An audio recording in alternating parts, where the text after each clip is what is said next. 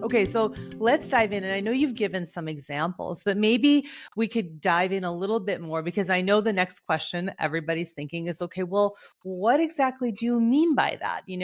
What do I do during, for the more physical parts of yoga, of a yoga practice? And what do I do for the more subtle and the more causal? So maybe we could give maybe a few examples, maybe of something physical, of movement, maybe something related to diet, the Ayurvedic principles that we pull in, things that you think might be really helpful and things that are a little bit simpler for people to sort of put their arms around.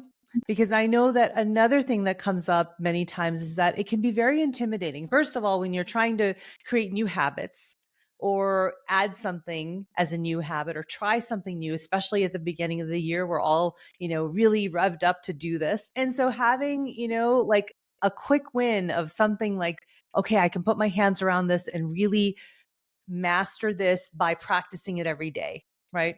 That would be really great too. So I've given you lots of suggestions and ideas, but maybe we could start. Should we start with the sort of the kapha time of life for women?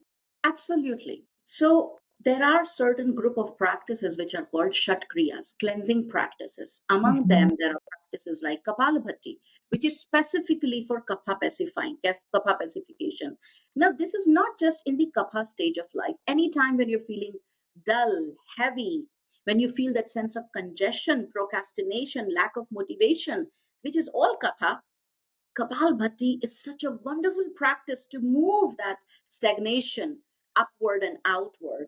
And I would say that that would be such a great practice during the kapha stage or whenever you're feeling kapha-fied. I know that's not a word, but whenever you Mhm. feel that there is kapha accumulation, the Sure. practice of Kapal Bhatti can be a really good practice to adopt on a regular basis, on an everyday basis. Give it about 2 to 5 minutes. Pause whenever you feel the need to pause and continue the practice.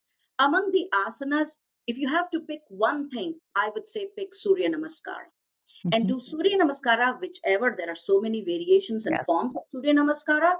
You do the one that speaks to you the most.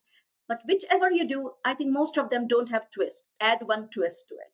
Because they have all the other movements. Surya Namaskara has forward fold, back bend, contraction, stretch.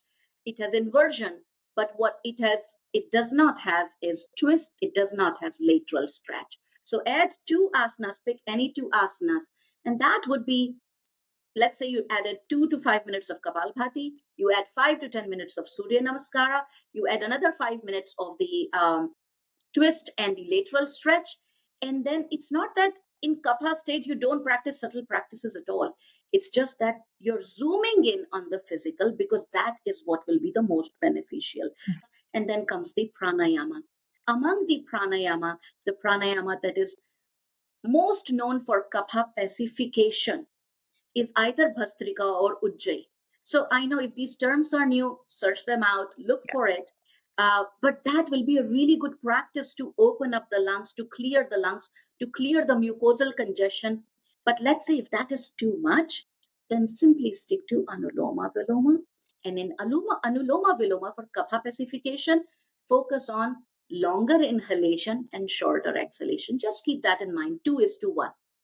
So that will become your kapha practice for whether in the kapha stage, that is after the menstruation cycle, or kapha stage, that is a childhood, or if you're feeling kapha at any time. So that would Mhm. be really beneficial for women to practice. Now let's come to the pitta stage. In the Yes. pitta stage, the zoom in, the focus is on the subtle practice. But that does not mean you don't do the physical practices. In fact, you do to maintain the internal rhythm. And at Mhm. this time, among the cleansing practices, what would be really beneficial is Nauli. It's a practice which is called the uh, abdominal churning. And in this practice, you move the abdominal region in any way possible.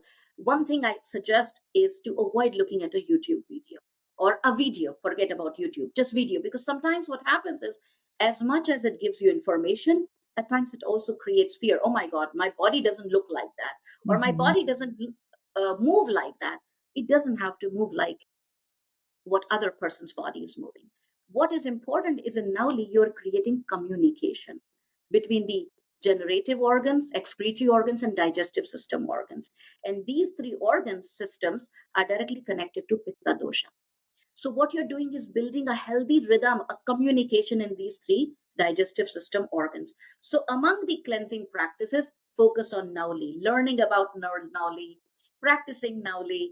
And among the asanas that will be really beneficial at this time, at this stage of life, will be the practices that you do focusing on the internal organs. See, in Surya Namaskar, the focus is more on arms and legs.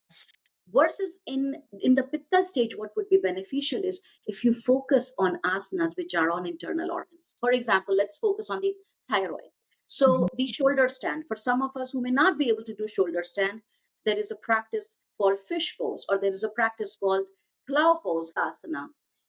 Or if none of that has been working, then lion's gesture, where you stick the tongue out and create the roaring sound. That directly speaks to the hormones, directly speaks to the thyroid. So focus on asanas that work directly on internal organs instead of the asanas that work more on arms and legs. So keep that in Mhm. mind and let the larger part of your practice be pranayama. And in this time, if you are choosing pranayama, reverse the ratio. Instead of 2:1, which was for kapha, make it 1:2. When you have longer exhalation, there is more pitta pacification, there is Mhm. more vata pacification. The longer exhalation creates a parasympathetic nervous system response. So Mhm. focus on pranayama, which have longer exhalation. Whether it is Brahmari, where you're focusing on the sound, or you even recite Om with the focus on humming part, Mhm. or you do Anuloma Viloma with longer exhalation. Mantra practice. There are mantras that are so powerful. There is one that is coming to my mind, which is especially beneficial or could be especially beneficial for women during the Pitta stage. Uh, that is during the menstruation cycle, the and also during the pitta stage of life or any time when someone is feeling aggravated pitta. And that's a very simple mantra. Do the japa of Om with inhalation and Shreem with exhalation, where the word Shri means abundance, beauty, lunar qualities, the calming of the mind, Mhm. uh, the beauty of the relationship. Shri is 8 kind of powers. So, it's a really, really empowering mantra, and at the same time, perfect for pitta pacification. You can incorporate it in asanas, in pranayam, in japa, in shavasana, in whichever way you like. And then comes the vata stage. And Mhm. in the vata stage, in the Shatkriyas, let the focus be on practices like Trataka, focusing on one object and gazing, because that helps in really calming down the nervous system. Among the asanas, come back once again to the limbs, but this time focus on the joints. Mhm. So the joint release practices, that would be really beneficial. Among the pranayama, because it's the vata stage, even if you're doing anuloma viloma, make your breath ratio equal 1:1. Mhm. And that helps in vata pacification. Among the mantra that comes to my mind, which is excellent for vata pacification, is Om with inhalation and Hreem, Hreem, Hreem for exhalation. That is not just excellent for vata pacification in the body, but it's also great for the rajasic state of mind. So these are some of the things that are coming to my mind that I hope that it is not that you have to learn every single Yeah. pranayama. You have to understand what is the core of that practice and apply it intelligently so that it can support your individual growth. It can support your individual health and not just support it, but uplift it.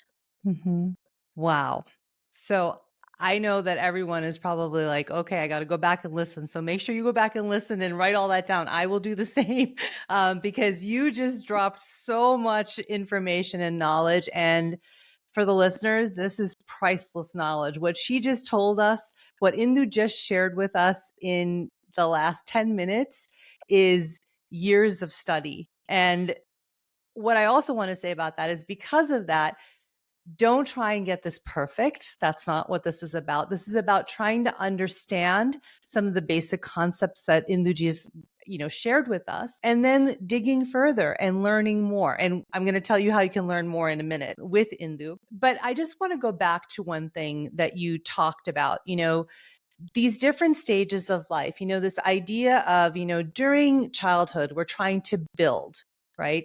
And so this idea of doing more the physical of the limbs, right? That is the focus for growth, for, really for building your body and even your mind and your spirit, all of those things, right?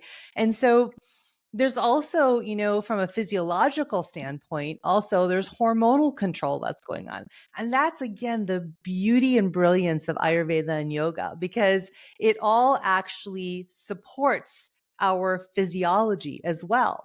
They didn't know the exact physiology when they were writing all of this down and practicing it, but it's all come to bear true that it supports our physiology. It supports our hormonal release of growth hormone. It helps to regulate cortisol and melatonin, because you are doing these active practices, right? During the daytime. Again, you're not doing this sort of asana at nighttime, right? So that's another thing that I think everyone needs to keep in mind, is that there are times of day that you should be doing these practices, because if you're doing it at the opposite, or not the, I don't want to say the wrong, but a less ideal time of the day, it can be, it won't be as beneficial, and it can actually sort of work in the opposite direction for you and not be supportive of your health, right?